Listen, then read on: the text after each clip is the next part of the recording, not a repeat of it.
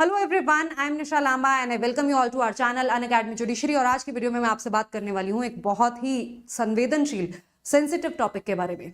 तो basically rape cases को लेकर हमारे समाज के अंदर एक धारणा बनी हुई है कि आज के समय में जो महिलाएं हैं वो कानून का बहुत गलत इस्तेमाल कर रही हैं, और गलत इस्तेमाल करने के बाद मतलब वो झूठे रेप केसेस फाइल कर देती हैं। देखो, अगर आपके साथ गलत हो रहा है, आपके साथ एक्चुअल में इस तरह का सेक्सुअल ऑफेंस हो रहा है, रेप हो रहा है या फिर सेक्सुअल हरासमेंट हो रहा है, तो ऑब्वियसली ये लॉ बनाया ही आपके प्रोटेक्शन के लिए गया है।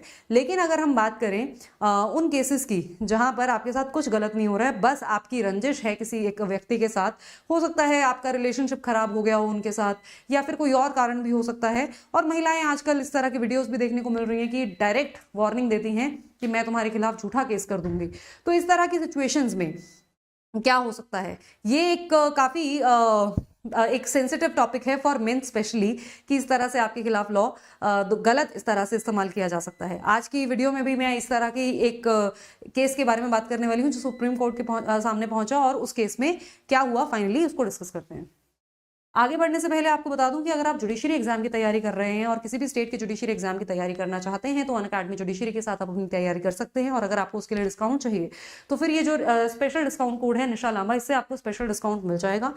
इस डिस्काउंट को अवेल करने के लिए इस कोड को याद रखिएगा। अगर आप इंस्टाग्राम पर मेरे साथ जुड़ना चाहते हैं तो इंस्टाग्राम पर आप निशा_लांबा 07 और टेलीग्राम पर निशा_लांबा 1511 के नाम से आपको मैं मिल जाऊंगी।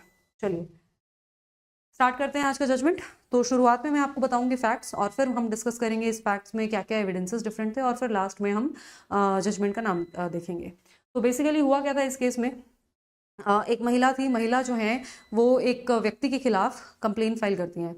महिला 39 ईयर्स की है। वो एफआईआर फाइल करती है और एफआईआर में बताती है कि मैं 39 ईयर्स की हूँ और मेरी 2 बेटियां भी हैं और मैं अपने पति से अलग रहती हूँ। शादी हो गई थी बट शादी के बाद तलाक नहीं हुआ, लेकिन वो पिछले 3 साल से अपने पति से दूर रह रही हैं, उनके साथ नहीं रहती हैं। राइट। उनका फिर ये कहना था कि वो पहले एज अ फ्रीलांस मॉडल भी काम करती थी, मॉडलिंग किया करती थी।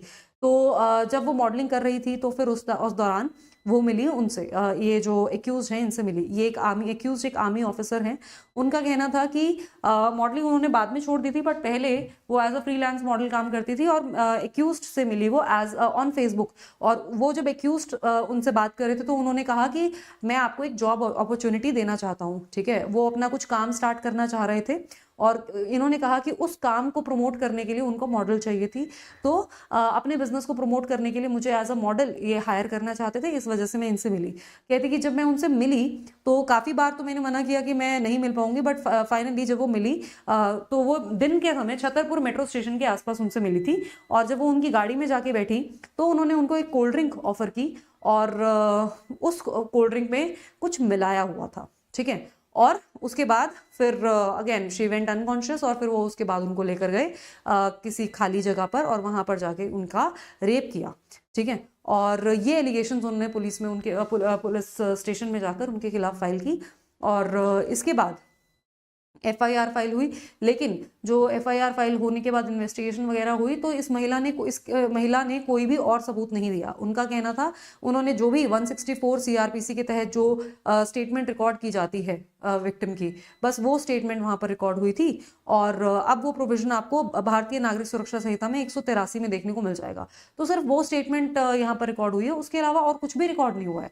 ठीक है, तो यहाँ पर इस केस में जब मामला पहुंचा सुप्रीम कोर्ट में, तो सुप्रीम कोर्ट ने इस केस में कहा कि भाई ये जो अगेन यहाँ पर मामला ये नहीं है कि ट्रायल कोर्ट में कन्विक्शन हो गया फिर उसके बाद हाई कोर्ट में कन्विक्शन हुआ फिर सुप्रीम कोर्ट में, नहीं। यहाँ पर मामला था कि वो एफआईआर को रद्द कराना चाहते थे। जो एक्यूज्ड थे उनका कहना था कि मेरे खिलाफ झूठा केस फाइल किया जा रहा है, मैं इस एफआईआर को रद्द करवाना चाहता हूँ। ठीक है, इस एफआईआर को खत्म कर दिया जाए, मेरे खिलाफ जो जांच चल रही है उसको बंद कर दिया जाए, क्योंकि ये झूठा केस है। फिर जब वो हाईकोर्ट में पहुंचे तो हाईकोर्ट ने मना कर दिया, हाईकोर्ट ने डिसमिस कर दी उनकी पिटीशन। फिर उस डिसमिसल के खिलाफ वो सुप्रीम कोर्ट में पहुंचे थे।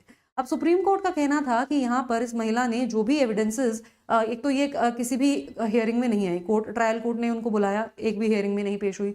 जो भी इन्वेस्टिगेशन चल रही है उसमें बिल्कुल भी कोऑपरेट नहीं किया।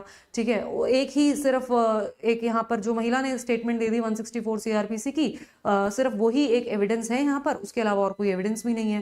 राइट। तो कोर्ट ने इस केस में और ये भी नोटिस किया कि ये जो महिला है, इस महिला ने 8 इस तरह के और भी अलग अलग पुलिस स्टेशन में केसेस फाइल किए हुए हैं। किसी में रेप का है, किसी में सेक्सुअल हरासमेंट का है, किसी में मॉडेस्टी आउटरीच करने का केस है। तो मतलब यही जो महिलाओं को प्रोटेक्ट करने के लिए कानून होते हैं उन सेक्शंस के तहत बहुत सारे केसेस, टोटल 9 केसेस उस महिला ने फाइल किए थे, जिनमें से एक केस ही एक रेप का केस था जो कि इस आर्मी ऑफिसर के खिलाफ फाइल किया गया था।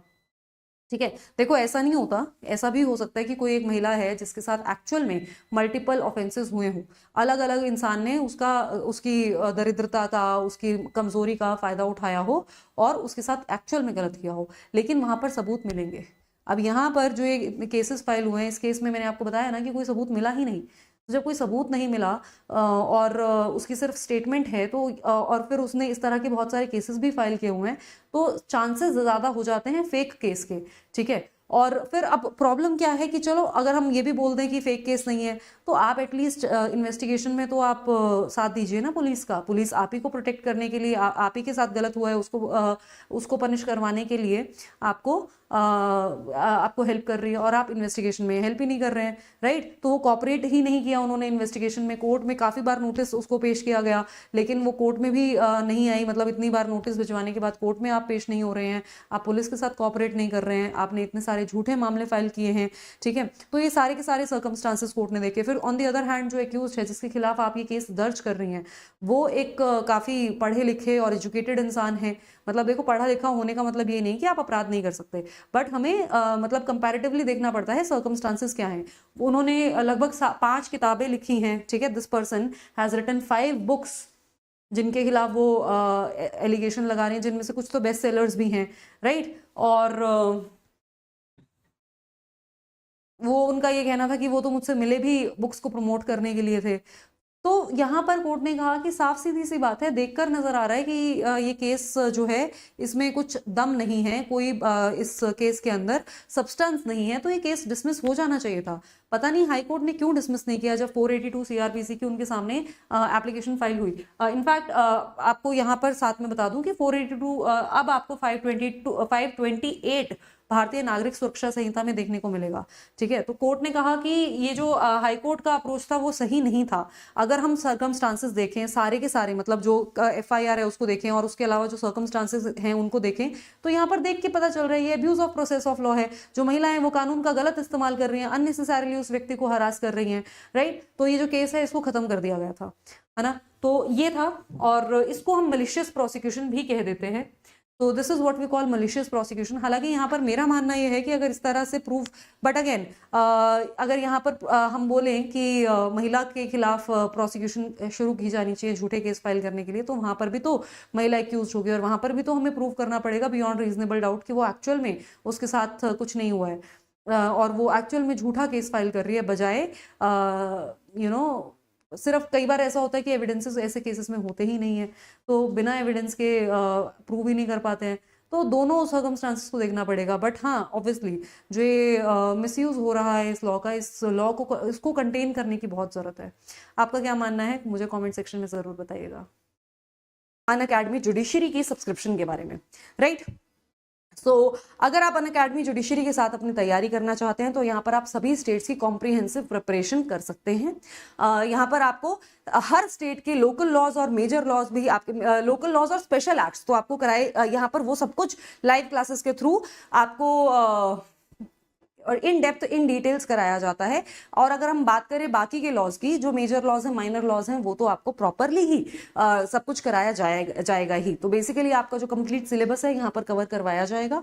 और उसके अलावा आपको बता दूं कि यहाँ पर आपको कंप्लीट फ्लेक्सिबिलिटी मिलती है। मतलब आप एडमिशन लेते हैं, एडमिशन लेने से लेकर जब तक आपका सब्सक्रिप्शन वैलिड है, आप सभी बैचेस का एक्सेस आपको मिल जाता है, राइट। तो यहाँ पर कोई ऐसा आपके ऊपर एक रिस्ट्रिक्शन नहीं है कि एक बैच में एडमिशन ले लिया तो सिर्फ उसी बैचेस की आप क्लासेस लगा पाएंगे।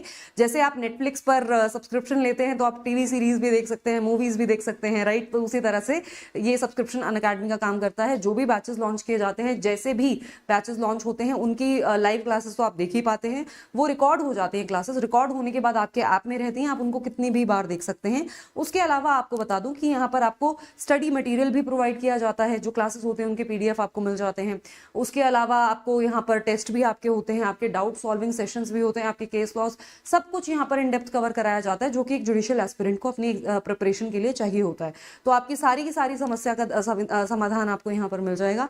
आपको अगर ये सब्सक्रिप्शन खरीदना है तो अभी आपको 60% का डिस्काउंट मिल रहा है और ये ऑफर आज खत्म हो रहा है, ठीक है। तो 60% का डिस्काउंट पाने के लिए आपको याद रखना है मेरा कोड निशा लांबा। और साथ ही आपको बता दूं, सिर्फ 60% का ऑफ नहीं मिल रहा है आपको, प्लस 12 महीने का free of cost extra extension भी मिल रहा है। तो आपके इफेक्टिव प्राइसेस हो जाएंगे डिस्काउंट के बाद और एक्स्ट्रा एडेड टाइम के बाद आपको 2 साल का सब्सक्रिप्शन प्लस का मिल जाएगा 32,499 का, और 3 साल का सब्सक्रिप्शन आपको मिल जाएगा 39,999 का, और आइकॉनिक वाला सब्सक्रिप्शन जो है वो आपको 2 साल का सब्सक्रिप्शन आपको मिल जाएगा 41,499 का, एंड 3 साल का सब्सक्रिप्शन आपको मिल जाएगा 48,999 का। राजस्थान के लिए भी आपको बता दूं कि स्पेशल बैच लॉन्च किया जा चुका है, जिसके अंदर आपको प्रीलिम्स और मेंस की कॉम्प्रिहेंसिव आपको आपकी रैपिड रिवीजन होगी, कॉम्प्रिहेंसिव तो नहीं, अब इतना टाइम नहीं है क्योंकि नोटिफिकेशन आ चुकी है और एग्जाम कभी भी हो सकता है।